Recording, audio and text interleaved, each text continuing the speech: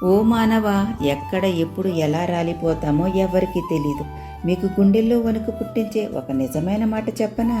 ఆ మధ్య ఉత్తరప్రదేశ్ రాష్ట్రంలో అద్భుతమైన కబడ్డీ ప్లేయరు, అతని పేరు బ్రిజేష్ సొలంగి, కబడ్డీలో అడుగు పెట్టాడంటే ప్రత్యర్థి గుండెల్లో వణుకు పుట్టిస్తాడు. అతనికి జ్వరం వచ్చిన జ్ఞాపకాలు కూడా అతని బ్రతుకులో లేవంట. అంత ఆరోగ్యవంతుడు, బలమైనవాడు. ఒకరోజున అతను నడుచుకుంటూ వెళుతూ ఉంటే చిన్నపాటి మురికి కాలువలో చిన్న కుక్క పిల్ల పడి చావు బ్రతుకుల మధ్య కొట్టుమిట్టాడుతూ ఉంది. అయ్యో పాపమని ఆ కుక్క పిల్లను బయటకు తీసేసరికి గోళ్లతో అతన్ని గీరింది. చిన్నదే కదా అనుకున్నాడు. 3 నెలల్లో శరీరంలో ఏదో మార్పు కలుగుతుంది. కుక్క నడిచినట్టుగా నడుస్తున్నాడు.